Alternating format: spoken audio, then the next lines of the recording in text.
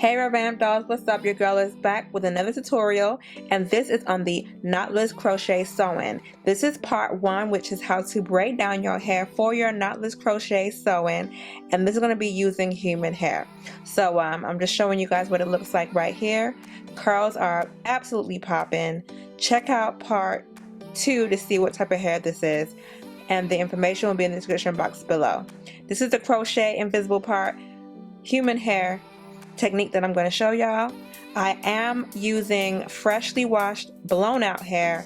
If you want to see how to blow out your 4C kinky curly hair with ease, check out my description box below on that. So let's begin this braid down. I am doing a side part, a right part.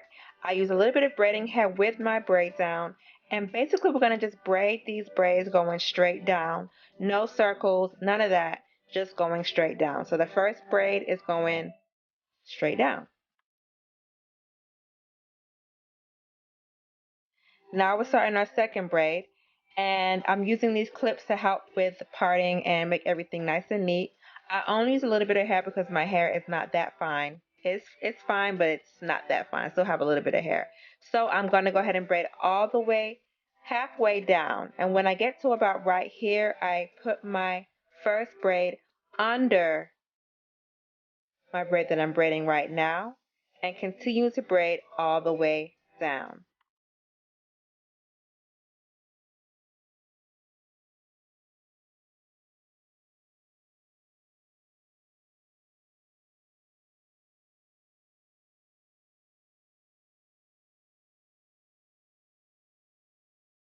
So here is our third braid, and we're going to go ahead and braid it till we get to about midway and add on the first braid that we had.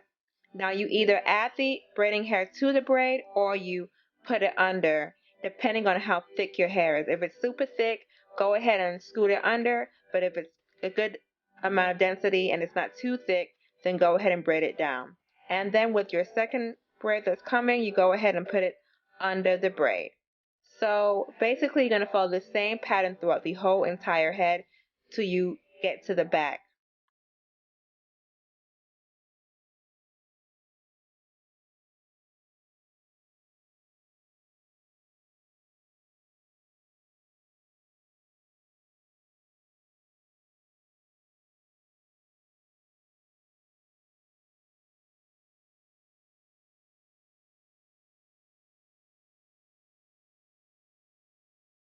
So now we're moving on to the opposite side of the head. I kind of go left to right.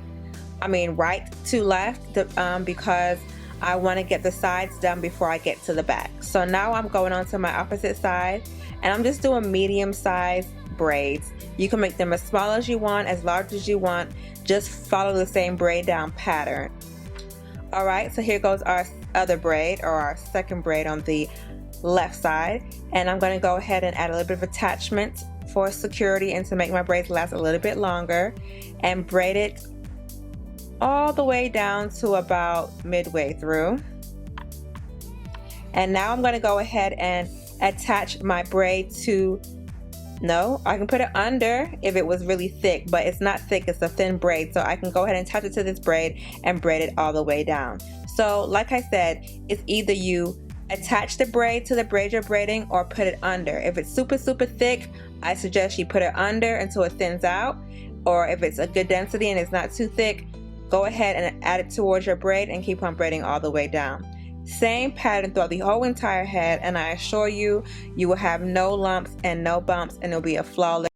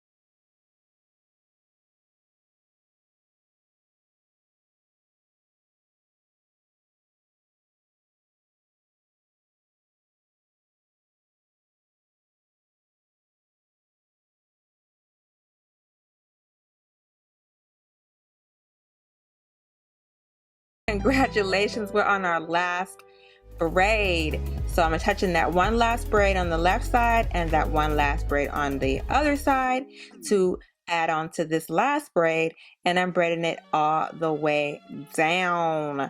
And after that, we're going to go ahead and do a knot and sew this braid down. So let me show you how I do my knots. Just in case you're not sure how to do them, you just wrap it around the hair and then put the end through the loop. And I'll show y'all one more time. You wrap it around the hair and put the end through the loop, and that is a secure knot. If not, you can go ahead and tie it like a shoelace type knot, whatever, as long as it's a knot done and the braids aren't gonna unravel. So now I'm gonna stitch down my braids to make them nice and tight because the ends are kind of wobbly and loose. So stitching down the back part of your braids together will make it super secure and nice and flat. Make sure you do it around your whole entire head. That way your braids are nice and together. You know, you don't want no floppy loose end braids, okay? And I don't braid tight, so when you do this, it shouldn't be tight because you shouldn't be braiding your head tight. You're braiding your own hair, so why would you be braiding it tight? Plus, and no one's going to see your braid, so it really doesn't matter. This is just the foundation. It needs to be firm but not tight. So I'm going to go ahead and stitch down this braid, lock it in, and then we're going to go ahead and put on our net. So these are the end results of the braid down, and now we're going to go ahead and put on our net. What you do is you get your needle and sew around the entire perimeter of your braid like I'm doing here.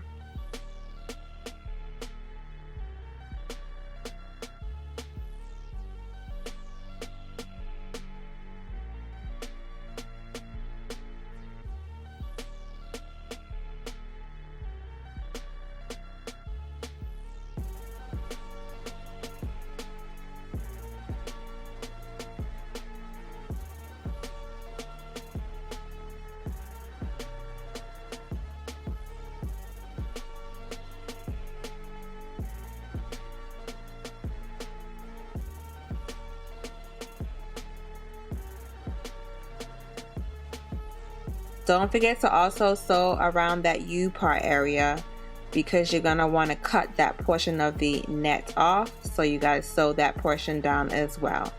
It's more like a half of a rectangle. Yeah, whatever. You see what I'm doing. Just make sure you sew that portion down as well, because when you cut your net, you don't want everything to unravel.